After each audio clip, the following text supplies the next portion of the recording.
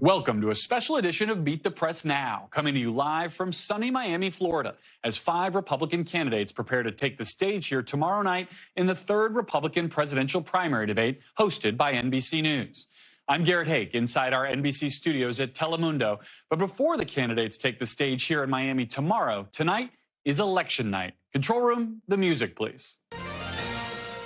There it is. Right now, voters across the country are headed to the polls in statewide races that will give us critical insights into the national political environment, especially on the issue of abortion, just 1 year out from the 2024 presidential election. Let's break down tonight's biggest contest, starting with Virginia, where every seat in the General Assembly is up for grabs. Democrats in the state have leaned heavily into messaging around protecting abortion rights. If Republicans win control of both chambers, they could pass Governor Youngkin's legislative agenda, which includes a 15-week ban on abortion. In Ohio, abortion access is literally on the ballot as voters weigh in on a ballot measure that would enshrine abortion rights into the state's constitution. A measure to legalize recreational marijuana is also on the ballot there today. And both parties will also be watching a pair of high-profile governor's races tonight for clues about the relative strength or weakness of their national party brands. In Mississippi, Governor Tate Reeves is hoping that his position as an incumbent Republican and the fact that there's an unpopular Democrat in the White House is enough to make voters overlook a multi-million-dollar welfare scandal that has embroiled his administration. And in Kentucky, Democratic Governor Andy Beshear is attempting to fend off a challenge by Republican Daniel Cameron, the state's current attorney general, who's been endorsed by former President Trump. Governor Beshear is fairly popular among Kentucky residents. That's no easy feat in a red state that went for Trump by 26 points back in 2020. But he's up against a challenging environment nationally for Democrats. Democratic strategists told NBC News that the Biden campaign is a, quote, 5-alarm fire, as the president's approval rating drops below 40% in multiple polls. 3 of my NBC News colleagues are on the ground at polling places across the country. We've got Shaq Brewster in Louisville, Kentucky. Priscilla Thompson is in Columbus, Ohio. And Gary Grumbach is on the ground in Richmond, Virginia. So, Shaq, I'll start with you. This is probably the most high profile of these races tonight. Incumbent Andy Beshear trying to hang on to this seat against Republican Daniel Cameron. Cameron seemed to get some momentum in some recent polling there, but how close is this race expected to be? Well, when you listen to both campaigns, Garrett, and advisors to the campaigns, they're saying they expect this to be close. Look, in 2019, Andy Beshear won with just 5,000 votes, and that was in an environment that was beneficial to Democrats. Now he's taking on a challenger who's been backed by former President Trump. Leaning into that endorsement, and Daniel Cameron really using that endorsement in television ads. They had a telephone town hall, a rally yesterday, and Cameron's also using President Biden's unpopularity to hit Andy Beshear. So much so, Garrett, that it's not only a topic of ads, but it's one of his central messaging points. He wants voters who sided with Beshear, who may like Beshear personally, to come back home essentially to the Republican Party. And Garrett, in at least one of the conversations I had, it seemed to have worked. I want you to listen to someone who told me they voted for Beshear in 2019, but this time they're voting for Cameron. How did your opinion on Joe Biden influence your vote for governor? A little bit. I mean, I will not vote for him in a general election. I'm not saying who I will vote for. There could be others. But I think that some of his policies obviously weigh on you a little bit. But I try not to let that perception sway me from a state level, just as I didn't let the thing with Trump and how he endorsed Cameron. That didn't sway my vote. That wasn't what was going to make a difference to me. Now, Garrett, I did talk to one lady who said she doesn't always vote in elections like these, but she really appreciated Governor Beshear's response to COVID, his response to some of the natural disasters that the state has been dealing with, from flooding to multiple tornadoes, and that compelled her to make sure that she came out to the polls today. Which side wins out? Well, we'll have about 2.5 hours to find out, Garrett. Those tornadoes really put Beshear on the national stage. Talk a little bit about how the Cameron campaign is approaching this strategically. I mean, you mentioned pushing the Trump endorsement out. Is it just all about trying to make Beshear into a generic Democrat or try to turn him into Joe Biden? that's definitely part of it. But he's really, really leaning into that endorsement that he got from former President Trump. I mentioned some of his closing ads featured him literally looking at a television of a news reporter talking about Trump endorsing him in the election. You have Cameron also leaning into the culture wars. He talks a lot on the campaign trail about transgender rights and transgender men in sports, or transgender women in women's sports. That's one of his top issues on the campaign trail, and he hits Bashir, again, saying he's a nice enough guy, but he sided with Joe Biden, so that means he's bad for Kentucky. He's really trying to nationalize this, as you see Bashir try to localize this race as much as possible. All right, let's jump across the river now to Priscilla, who's up in Ohio. And Priscilla, you've got two big ballot measures today on abortion and on marijuana. These are typically issues that drive people to the polls. Is that what you're seeing there today? Yeah, Garrett, well, we have certainly spoken to voters who have a lot of strong opinions about those two measures, which is not surprising because there's been a ton of money on both sides spent on advertisements, on televisions, and also this grassroots organizing around these issues. But I've got to tell you, every voter that I've spoken to here has said that they are a yes on both the abortion rights issue and the marijuana issue. For some women saying that that abortion issue is personal, there are others who say they just don't want the government butting in on what they're doing with their bodies. And I also spoke to one man who said that this just seems like an amendment that makes sense. I want to play a little bit of that conversation. Well, I personally feel that the issue number one should be passed, and we get some rules for abortion. What do you hope that being passed will do here in Ohio? I think that'll send it back to the legislature, and they will have to put more rules in it. Okay, this is a constitutional amendment that preserves it, but you still have to incorporate it. And just to be clear on what he's talking about there, this amendment would give folks the right to an abortion, enshrine it in the Constitution, but it would also allow the state legislature to limit abortions after the point of fetal viability, so around 22 to 24 weeks. And so it's largely seen as potentially a model that states can use in 2024 when this issue is expected to be on the ballot in at least 7 other states. Garrett? And Priscilla, you talked to another interesting voter there today as we look for clues about 2024. You're in Vivek Ramaswamy's home district today. Any surprises from him? That's right. He was here to vote, and I asked him about both of those issues, and his answers weren't surprising. He said that he was a no on both of them, voting no on the legalization of marijuana because he feels like it's a federal issue, but he says it's a conversation that he's open to having, and he voted no on the abortion amendment because he says that while it is up to the states, he feels like the states have to get it correct, and he says that Ohio has not gotten it correct, despite the fact that 57% of voters in a poll from last month said that they are in favor of enshrining this in the state constitution. And so that is what he had to say on both of those issues. Garrett? All right, Gary Grumbach now. Grumbach, we're watching Virginia closely as a potential bellwether for 2024, the strength of abortion as an issue, particularly for Democrats here. We in this business love obsessing over Virginia off-year elections. What are you watching tonight in these state assembly races that are going to kind of put the picture together for us? Sure. Well, I have 2 pieces of new information that may not be great news for Governor Glenn Youngkin. One, we just talked to election officials inside this particular polling place here in Henrico County, north of Richmond. They said they're seeing turnout today in this 3,200-person precinct they haven't seen in more than a decade. So that could be good news for Democrats in terms of the turnout that's coming out there. The other thing I've heard was from statewide Democratic sources telling me they're feeling very confident about taking the state Senate. And that's something that Governor Glenn Youngkin has been trying to really push in 100 different events all over the state, trying to hold the House and flip the state Senate in his favor because of that big issue that Priscilla was talking about, the issue of abortion. He has been very clear in interviews about what he wants to do about this. He wants a 15-week abortion ban with exceptions in the case of rape and incest and the life of the mother. But he's not talking about that on the campaign trail. In fact, you won't hear that at all if you were at any of his events over the past week from the stage or even from the candidates on the stage. Here in Henrico County, one of the Republican candidates for state Senate is an OBGYN herself. She doesn't mention the issue at all. So it's really become a conversation and about the messaging as it relates to abortion, whether it's a ban or a limit. Garrett? All right, Shaq, Priscilla, Gary, thank you all for getting us started on a big day in politics. And joining me now is a guest who needs no introduction on this program. Hey, it's Chuck Todd. Hey.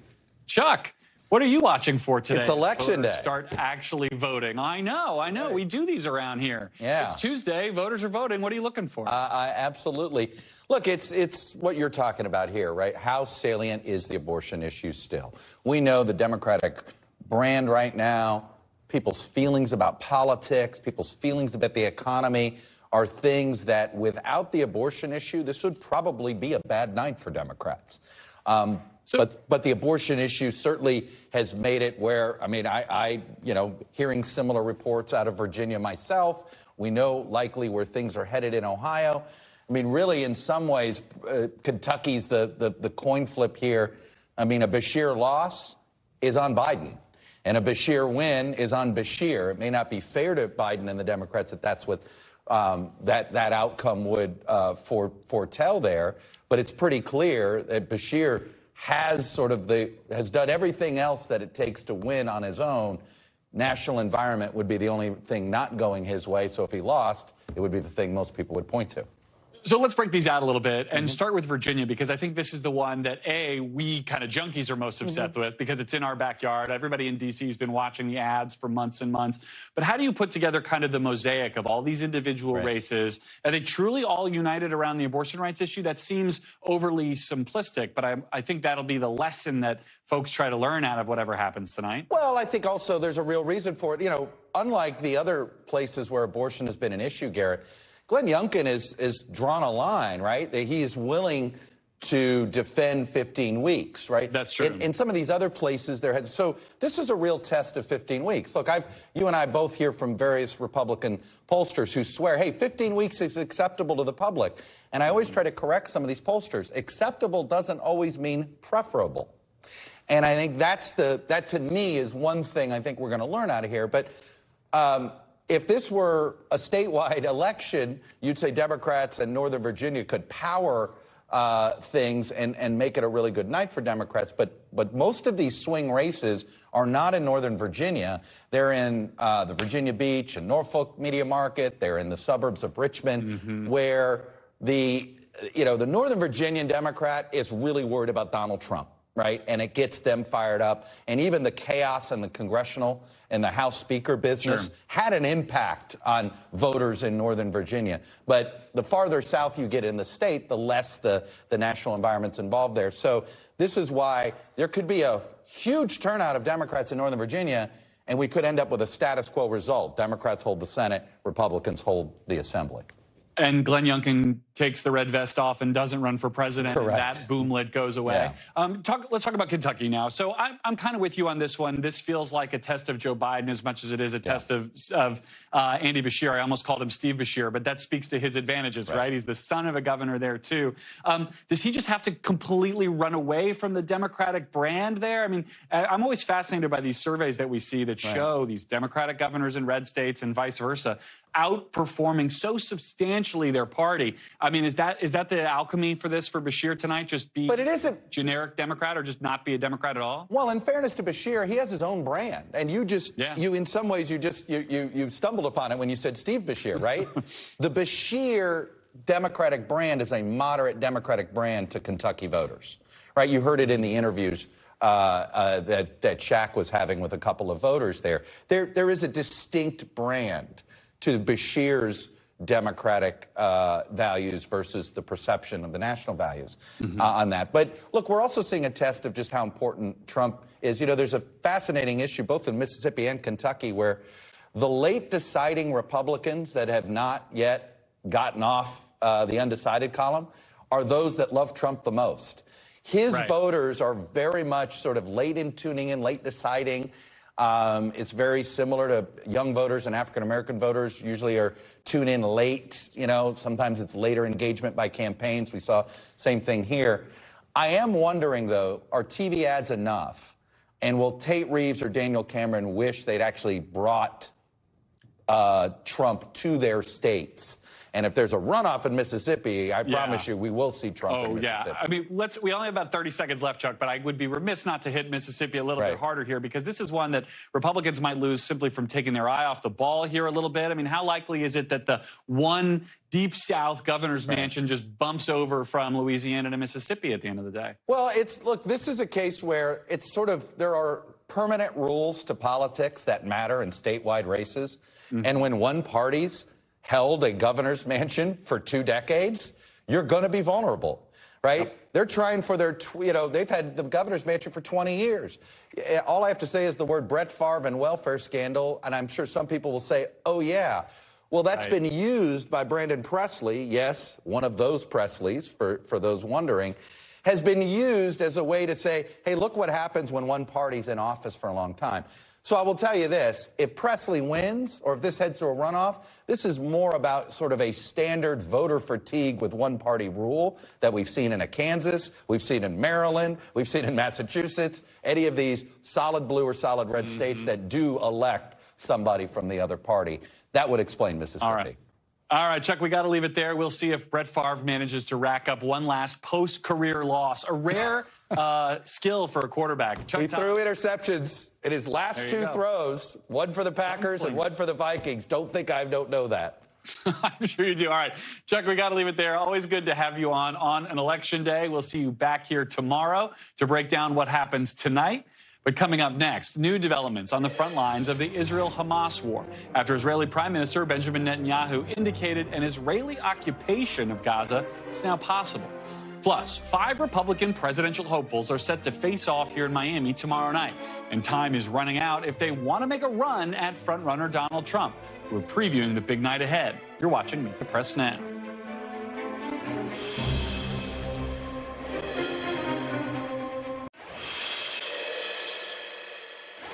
Welcome back. Today marks exactly 1 month since Hamas' brutal and horrifying October 7th terrorist attack on Israel. And as the Israeli military now pushes further into Gaza to root out Hamas, Israeli leaders and their allies are facing renewed questions about the sustainability of the conflict, including what happens after the invasion and who will control Gaza if the Hamas government is taken out. In a new interview, Israeli Prime Minister Netanyahu suggested that Israel would ultimately bear that responsibility. I think Israel will, for an indefinite period, will have the overall security responsibility, because we've seen what happens when we don't have it. When we don't have that security responsibility, what we have is the eruption of Hamas terror on a scale that we couldn't imagine. Now, those comments come after President Biden's warning to Israel that an occupation of Gaza would be, quote, a mistake. The U.S. has pushed for humanitarian pauses to allow aid in and to get civilians out as Israel's bombardment of Gaza continues and the humanitarian crisis on the ground only worsens. The U.S. has also suggested a pause would allow time for efforts to free the hundreds of hostages still held by Hamas. Netanyahu's been reluctant to agree to any ceasefire until all of the hostages are released, but yesterday he discussed the possibility of, quote, tactical pauses with President Biden, according to a White House readout of that conversation. Now, this comes as the families of the hostages remain desperate for any news about their loved ones. Some of those families speaking on Capitol Hill today, pleading for help. I'm here because it's been 30 days. Every day is like eternity to me, and I can't wait any longer because I know that he was shot. We have no clue what's happened to them. We only know that they are in Gaza. We don't know if they are injured, if they are together, if they are still alive. Joining me now from Israel is NBC's Josh Letterman. So, Josh, what's the reaction been in Israel to Netanyahu's comments that the country could potentially occupy Gaza for an indefinite period? Well, the reaction is, Garrett, that it sounds a lot like occupation, which was the state of things in the Gaza Strip prior to 2005, when Israel unilaterally withdrew from Gaza. And that it's raising a lot of questions about whether that is an endeavor that Israel wants to be participating in and what that would mean, frankly, for security in the state of Israel. But another element of this, Garrett, is we're hearing this from Prime Minister Netanyahu. It is hard to find anyone in Israel right now who confidently thinks that Netanyahu is going to be in power for that much longer after this war is over, given how his popularity has plummeted, given the profound questions about the failures of his government and the security apparatus here to deter and prevent the terror attacks that we saw 1 month ago today. And so ultimately, it may not be up to Netanyahu to make this decision. But in the meantime, we're seeing a torrent of opposition to any idea of a long-term Israeli occupation of the Gaza Strip, including now coming from the U.S. government. Yeah, I mean, his whole political brand was built on the idea of being the one person who could keep Israelis safe. Josh, I feel like there's some semantic differences here between a tactical pause and a humanitarian pause. But either way, we're pushing for one and getting kind of offered another. The U.S. is. Are we seeing some limits here on what the U.S. influence actually is with the Israelis as Blinken and others are conducting these conversations? Well, we certainly are, in that the U.S. hasn't gotten what it wanted to out of Israel so far. But on the other hand, I think some people have been surprised at how willing Netanyahu has been to at least entertain the U.S. Ideas, to at least say that he's open and still discussing some of these ideas. And when it comes to these limited tactical pauses that he's been talking about, I think what the Israeli government is trying to do now is to claim that these few hours where they are saying we won't bomb the Salah al-Din highway out of Gaza Strip, that they want people to evacuate from North Gaza to South using that road, that counts as these kind of short-term tactical pauses, when we know, in fact, what the U.S. is calling for is something very different than that. They want to actually see a long enough pause in airstrikes, probably across all of the Gaza Strip, that they can start to get hostages out, that they can get humanitarian aid in, that they can get civilians like the American citizens who are in the Gaza Strip out. That is very different than what Netanyahu appears to be trying to say he's open to right now. 400 or so Americans evacuated out, according to a U.S. official talking to NBC News. Josh, there's a more complicated question here about how the politics in Gaza are affected by this, too, right? I mean, the idea that an Israeli occupation even being discussed might make Gazans less likely to evacuate. They're worried about getting pushed out of the little territory they have left. To what do we know about how that kind of language affects the internal debate that Gazans are having, the internal politics inside Gaza, which will still have its own internal politics long after it has Hamas?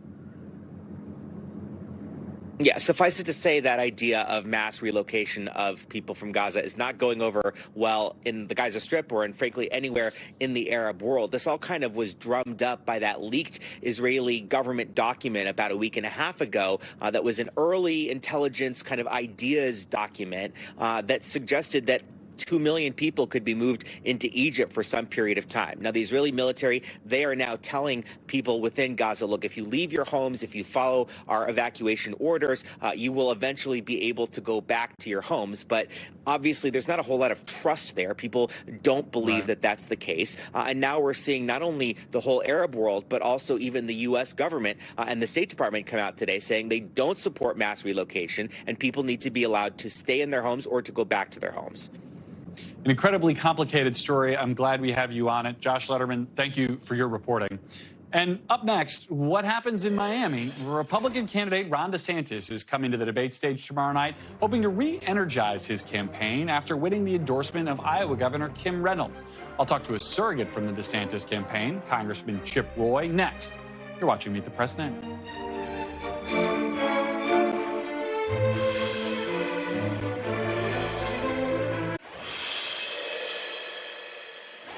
Welcome back. Turning back now to the rising tensions at home over the Israel-Hamas war.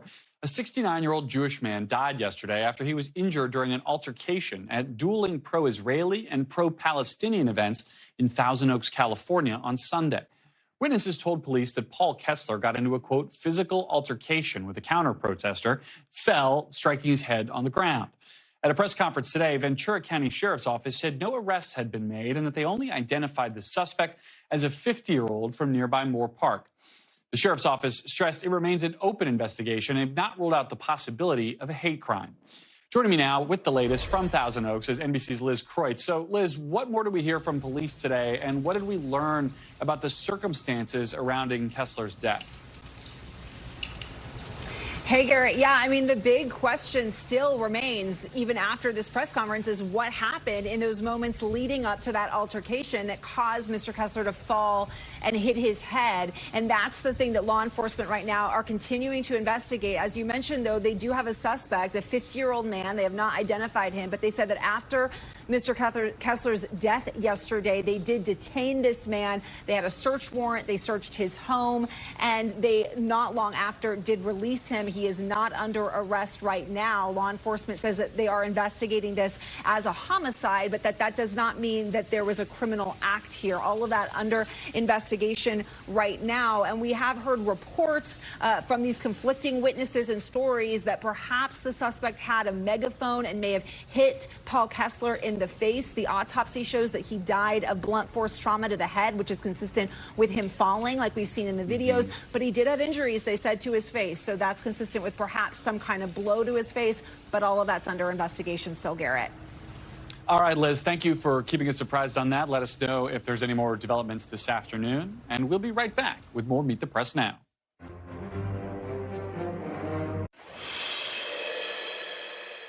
Welcome back. As we mentioned, we're here in Miami for a special edition of Meet the Press Now, where 5 candidates are set to take the stage tomorrow night for the 3rd Republican presidential debate, this one hosted by NBC News. Notably, there will be 2 fewer candidates than at the last debate after former Vice President Mike Pence suspended his campaign last month, and North Dakota Governor Doug Burgum failed to meet the RNC's criteria to qualify. And then, of course, there's the elephant not in the room, the frontrunner, former President Donald Trump, who is once again skipping the debate, instead opting to hold a rally just outside of Miami. Ahead of hitting the debate stage, Governor Ron DeSantis scored a key endorsement yesterday from Iowa Governor Kim Reynolds.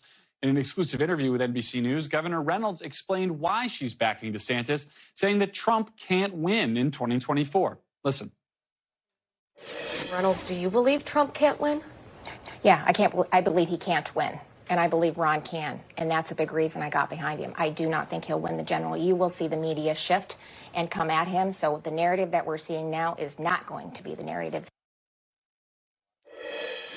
And joining me now is Republican Congressman from Texas, Chip Roy. He's endorsed Ron DeSantis for president and was the first member of Congress to do so. Congressman, you heard the governor there. She doesn't think Donald Trump can win a general election. That seems like a pretty good reason to endorse somebody else. Do you agree? Well, when I got in early in March to support Governor DeSantis, it was a significant part because I believe he was the guy that could win handily and could win with the biggest margin. Frankly, have a lot of coattails. And we shouldn't be worrying about counting votes in Maricopa County or in Fulton County or, for example, in Miami-Dade. We should be winning by large margins, so you're not having to worry about that. And Governor DeSantis won Florida by 1.5 million votes. You remember when Florida was purple, right? Just a few years ago. And Governor DeSantis wins by 1.5 million votes with 62% of Hispanic voters. He won 50% of single female voters.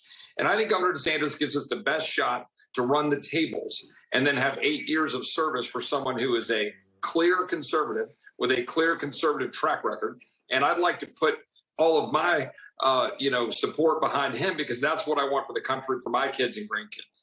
But Congressman, that feels like a long time ago now. We've got a new poll out of Florida that has Trump winning that state in a primary by 40 points. So if Ron DeSantis can't win his own state in a primary, we're showing some battleground polls right now that shows Trump beating Biden, in some cases by significant margins in them. How do you make the case for DeSantis as the electable guy when he's struggling even here in Florida?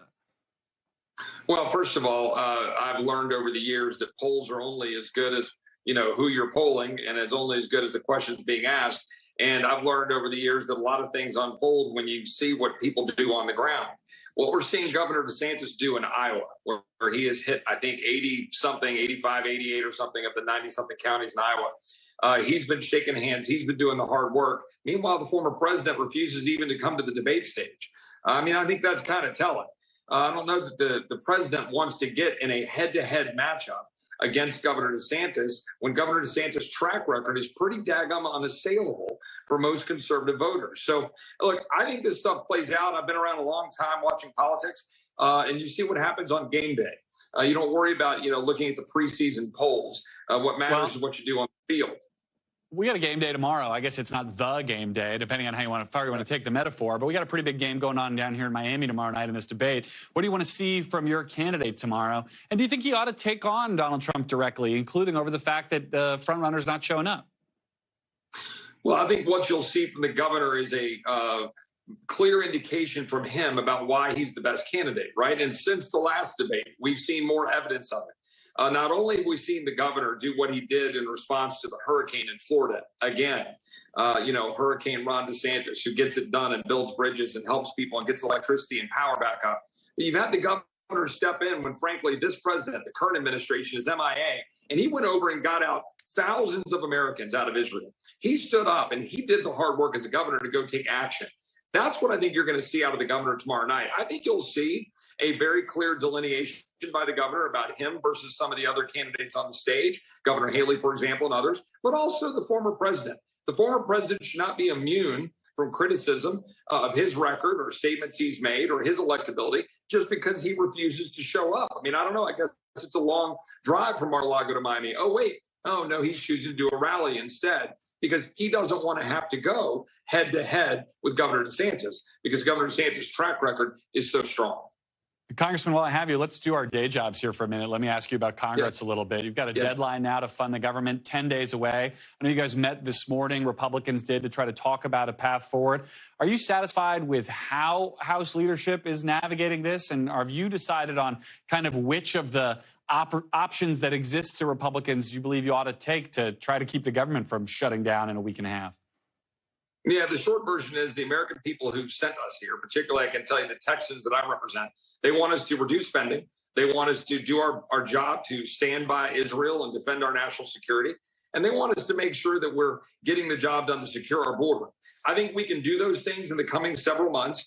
I think we have demonstrated that we, as a party, when we're unified, have done some pretty extraordinary things. We passed a hardcore border security bill. Now we need to hold the Senate accountable. We've passed 7 appropriations bills of the 12, and I hope we'll pass a couple more. So now we're in a position to demonstrate that we can lead and get things done when, frankly, the Senate's been MIA and the president's MIA. And in fact, they're engaging in policies directly detrimental to the people we represent. So Mike Johnson's doing a good job. He's 2 weeks in. 2 weeks and change maybe, and we've got to give him a little room to finish the job. But I don't give a hall pass to anybody. I'm going to hold his feet to the fire just as I did Kevin McCarthy's. We got to cut spending. We got to do our job to do what the American people ask us to do. Is it harder to show that you guys can do your jobs when I think this week you're going to vote on the 4th and 5th censure resolutions of the last 2 weeks? I mean, what do you say to people who look up and see Congress basically, playing the hall monitor on other members as opposed to, voting on things that your voters in places like Central Texas did send you there to deal with? Well, I will say this, two things. One, I have to say about Congresswoman Tlaib, her statements went way too far. Her statements in defense of Hamas, literally on October 8th, in direct criticism of Israel and direct criticism of America's role and direct criticism even of Joe Biden, daring to be a part of ensuring that we have financial resources for Israel. She's essentially saying that we're culpable in what we saw unfold with the unbelievably barbaric attacks on Israeli citizens, on innocent people, beheadings of babies. We had babies put in ovens. These are unspeakable things, and they're wholly indefensible. So what Representative Tlaib has done is deserving of rebuke. I went to the floor and talked about this. We're just on the floor talking about the censure offered by Rich McCormick. I will vote for that. It was not tabled, so I will vote for it.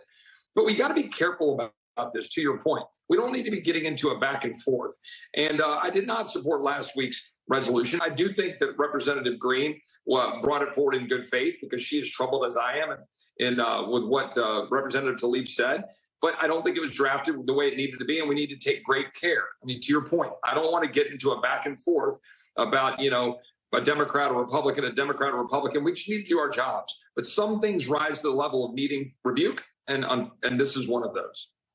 Yeah, I mean, I guess the counter argument, because Congresswoman's not here to defend herself, would be that these are issues for her voters to settle with her when that time comes. But you guys are free to use your time as you see fit.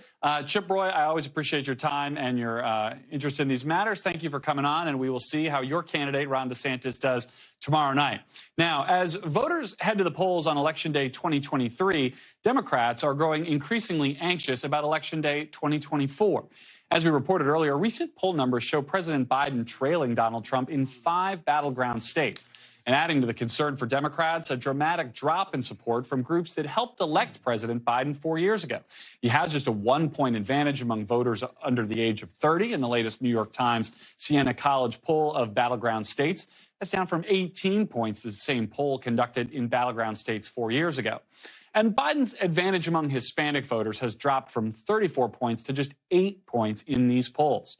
I'm joined now by Fernand, Democratic pollster and NBC News political analyst, and Carlos Curbelo, former Republican congressman from Florida and also an NBC News political analyst. Congressman, are we in your former district right now? Are we close to it? We're pretty close. Welcome, Garrett, and to the entire Meet the Press family to Miami. It's wonderful to have you. We're very happy to be here. Fernand, I want to start with you because we're talking about Democrats worrying, which is what Democrats so like to do at this point in the game. I'm curious if you think, A, it's too early to take these polls as seriously as many people are, or if this should be an alarm bell for the Biden campaign when you look at the data in these polls about kind of where they are with these different groups year round. Well, Garrett, I think it's never too early to be concerned. We're talking about the most important election, I think, in American history coming up with the fundamental choice on the ballot. But look, I think it would be wrong for Democrats to dismiss this as nothing to worry about. I think it should be a little bit alarming. Having said that, the Biden campaign is really now starting to launch their efforts in earnest. We're at the year mark, and the choice that's upcoming has a way to focus and concentrate the mind, so to speak. And I think that's going to change over the next month. Does that need to be it, Fernand? Because the Biden campaign is focused a lot on Bidenomics and trying to sell the president's record. There is an argument out there among some Democrats that it needs to be a choice, that this needs to be a race about Donald Trump and not about what Joe Biden has done for you. Where do you fall on that spectrum? Well, absolutely. I mean, I think the beauty for the Biden position is he can talk about both. He has a tremendous historical record of accomplishment. No president has done as much since Lyndon Johnson almost 60 years ago as what Biden has done in his first year, less than 3 years in. Having said that, this is a choice not just between Biden and Trump, but between Biden and the MAGA movement, which I think is a movement hostile to American democracy that would fundamentally change not just the way we govern ourselves, but how the world perceives us. If Biden makes that choice, the clear choice, he's going to win re-election comfortably, Garrett. But, Carlos, isn't this the problem, though? Because Trump always sort of gets graded on a curve. I mean, here's a guy who's got 91 criminal indictments against him. Everybody in the country knows probably as much about Donald Trump as they want to. How do you bring him down to your level if you're Joe Biden? How do you go after a guy who sort of is as well-known and gets a pass, it seems, from so many voters on some of these issues? Well, Garrett, one of the big problems for President Biden is that in 2020, I think his moral standing relative to Donald Trump was clearly higher. I mean, a lot of even moderate Republicans went to the polls and say, hey, we can't do another 4 years of Trump. We're going to pick Joe Biden because we think he's more decent. We think that he is more predictable, more of a traditional politician. But a lot of the scandals that the president has faced during his presidency, specifically those related to his son Hunter, have kind of muddied the waters. And therefore, even in an environment where the guy he's running against has all these criminal charges, he's lost moral standing in that 100%. But the problem for Democrats is that a lot of Trump supporters are willing to overlook that. A lot of the swing voters who chose Joe Biden in 2020 are now somewhat, in flux again. They're swinging. So this is a big problem. Now, if we zoom out a little more, it is remarkable that it seems like both parties are putting forward the two weakest candidates, two candidates that most Americans do not want to see as president of the United States. I mean, it doesn't have to be that way. There are still elections happening, primaries in both places. Fernand, do you think President Biden needs a stronger primary challenger, whether to, iron sharpen iron or whether there needs to be somebody else out there? I mean, is Dean Phillips enough of a primary challenge for Democratic voters? I think he should ask Jimmy Carter if he needs a primary challenge. Fair, no, Democrats don't want that. But what they do want is what we've seen in 2023, Garrett. All of these special elections and these elections in different states, we'll see the results tonight, have been great for Democrats. They've been overperforming in nearly every metric. And sure, maybe some of the concerns about Biden's age is what we're seeing in the polls, but when it comes down to hard elections, not polls, Democrats are doing well. And as long as that momentum continues in next year, Biden's going to be fine. I think the bedwetting will stop a little bit at that point. Oh, the bedwetting never stops. That's what we do. I was going to say in this town, but we're not in this town. All right, so we do that here too. That was good. All right, well, I'm glad some things are consistent. We're long-suffering Dolphins fans. Oh man, yeah, all right, that's fair. That Chiefs game was good though, but anyway. So which of these races that we were talking about at the beginning of the show, the races that are happening, actual voters voting today, will we be freaking out about or bedwetting about most tomorrow? I'll let each of you take a crack at that answer because I'm curious what you both think. Fernand? Well, obviously, I'm looking at the results in Ohio. I think abortion has been kryptonite for the Republicans. I think if that trend continues, it's really going to keep that that break and whatever ambitions Mike Johnson has to extreme position that across the country is going to hold. But I think the Kentucky race is the one I'm most looking at. Why? Governor Bashar is a very popular governor, Democrat, has done well. If he loses, it's going to tell me that the polarization and the partisanship, it's what's going to determine what happens in 24. Just that everything's been too nationalized. Absolutely. What about you, Carlos? Yeah, Ohio's important because of the abortion question. Does it continue fueling Democrats, bringing women to the polls to support Democratic candidates and causes? But Virginia, I think, is also a key bellwether state. Virginia always gives us a one-year preview into what's going to happen in 2024, and oftentimes it's remarkably accurate. So we'll see what Glenn Youngkin is able to do there if he can bring those suburbs back to support Republicans and help solidify Republicans in that state, or if Virginia keeps trending blue despite the fact that Youngkin had that big victory. There are so many more traditional Republicans who are rooting for Youngkin behind the scenes, if for no other reason than to see his brand of conservatism without the Trump edge to it be successful. What do you make of the campaign he's been running on behalf of all these legislative candidates, but functionally on behalf of a more traditional Republican agenda? So if Youngkin succeeds in Virginia tonight and Trump doesn't make it or loses the next election, I think Youngkin automatically becomes probably the leading Republican for president for 2028. So the stakes are huge tonight, even though all these things are so far away in politics. We have to start paying attention early. I love a 5-year out prediction. What about tomorrow night? What about the debate stage tomorrow night? What are you looking for from these candidates on our stage tomorrow? So this NBC News debate is a big deal because one of these candidates is going to emerge as the one that could take on Donald Trump one-on-one and potentially wrestle the nomination from him.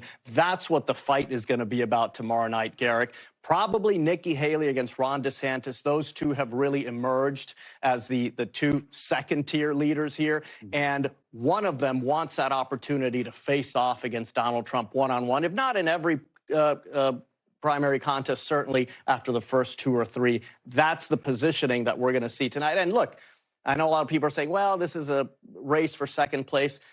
This presidential race on the surface, Garrett, looks very stable. Trump versus Biden, that's what's going to happen. But as we've discussed here, there's a lot going on beneath the surface. So this debate is very important. All right, gentlemen, Fernand, Carlos, we have to leave it there. I appreciate your expertise and your welcome to Miami. Thanks for having us here in town. And still to come, Florida, Florida, Florida. I will talk to a former member of the state's congressional delegation who's now vying to become a future senator as Democrats battle a difficult political climate in the Sunshine State and across the country. Don't go anywhere. You're watching Meet the Press Now.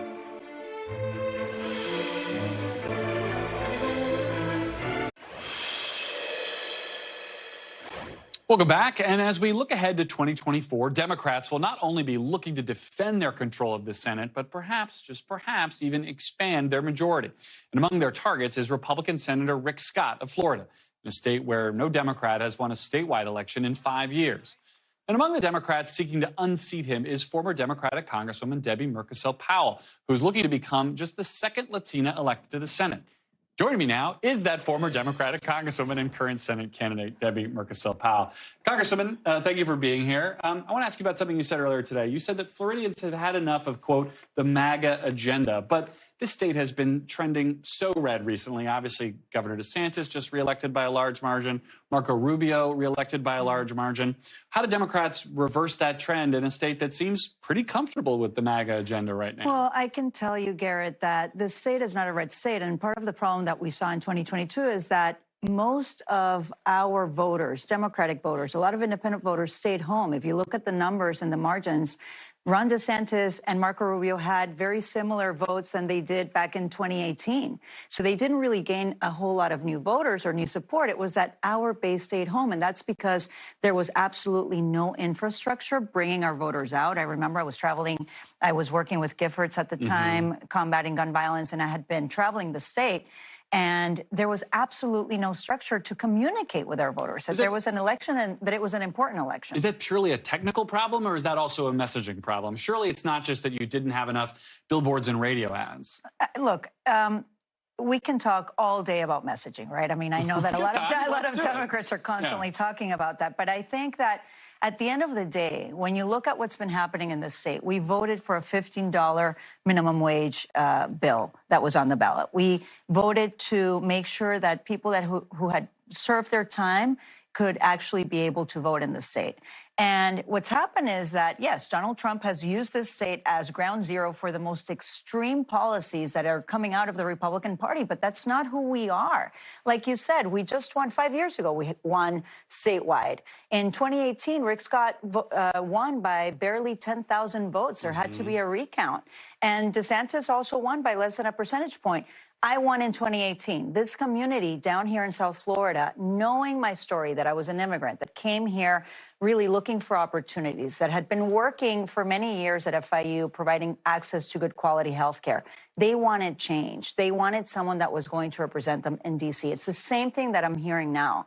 And I can feel it on the ground. This is not a red state, Garrett. This is a gerrymandered and a voter-suppressed state. So how do you make the case to Democrats nationally that in a state that has so many super expensive media markets, it's a gigantic state, you're running against a multimillionaire who can spend his own money, that it's a good investment to try to win a state that, I don't know, I mean, I've been squinting at it. I'm not living here, but it sure looks pretty red from where I sit recently. That's a lot of it is not understanding who we are in Florida. We have an independent streak here. We don't like anyone telling us what to do, right? And I think that was part of what DeSantis was able to kind of grab onto after the pandemic. But at the end of the day, yes, this is extremely diverse and it's extremely expensive because we are the third largest economy in the United States. Most of our voters, almost half of our voters, are either Latinos or Black Americans. If Democrats care about diversity, they need to invest in Florida. They have to invest. And sorry, one more thing, Please. which is really important. If we really want to tackle the climate change crisis that we're facing, this is the state that is most affected by the change in climate. Yeah. We need to invest in Right, Florida. like if you want Miami to still be here in 50 years, it's one of those things you should talk about. Let me ask you about President Biden. We talked about those numbers at the top of the segment, that he's really struggling in these swing states, but also struggling with younger voters, struggling with Latino voters. To what do you ascribe those problems to the leader of your party? You know, right now we are so polarized. It's very difficult to break through any of the messaging. And what I tell my nieces, what I tell my kids when we talk about this, right? I mean, I'm running for Senate. We talk about politics in our house. It's that I remind them that right now our democracy is on the line and that it doesn't matter what frustrations they may have. Politicians are not perfect. People in office make mistakes. But President Biden has done a lot to protect our communities from gun violence. He's been able to invest in climate change, which is an issue that's very important to young voters. But then why do you think he's struggling then so much in these numbers? And is it again, the messaging, or is it? You can't break through with the messaging. A lot of the young voters are constantly on their phones looking at Instagram. I'll give you a perfect example. I just met a young voter here in Florida. She didn't know we had a special election. She gets her news from Instagram. She looks at influencers that talk about fashion, but she wants to be engaged, and she just doesn't know how. Do you think President Biden is effective as a messenger in this state? Would you invite him to campaign with you? Look, let's talk about what's going on in our country. You're running for Senate. Would you like to have the leader of your party come here and campaign with you? I would absolutely work with anyone that's going to support me and my race, that will support putting Florida's families' interests above anything else. Does Joe Biden qualify? Yes, yes. And I'll answer, of course. Of course. He's the president of our country. He passed the Inflation Reduction Act. He actually passed a bill that Rick Scott voted against, which is very interesting, the CHIPS Act, which actually makes investments in manufacturing and creating jobs here in the United States. For all the talk about China, why would you vote against a bill that actually makes us independent from China so that we don't rely on China? for these very important parts for our cars, for our phones, for everything, right? I mean, gun violence. Are Republicans, are you telling me that I'm not going to campaign with the president who passed the bipartisan Safer Communities Act, investing in mental health, safer schools, and also reducing gun violence? Yes. All right, Congressman, we got to leave it there. And if that campaign event happens, I suspect I will be back. Former Congresswoman Debbie Muscarsel-Powell, thank you for coming in. And we should note, we did extend an invitation to Senator Rick Scott to join us today. That's still an open invitation. I'll be back tomorrow with another special edition of Meet the Press Now, live from the NBC Spin Room ahead of the third Republican presidential debate. This is part of a whole slate of special programming. My colleagues Hallie Jackson and Tom Yamas will be kicking off pre-debate coverage at 7 o'clock Eastern. They will be back with post-debate analysis after that. And then, of course, don't miss the main event, 8 o'clock Eastern, moderated by my colleagues Lester Holt, Kristen Welker, and Hugh Hewitt. The news continues with Hallie Jackson right now. Thanks for watching. Stay updated about breaking news and top stories on the NBC News app or follow us on social media.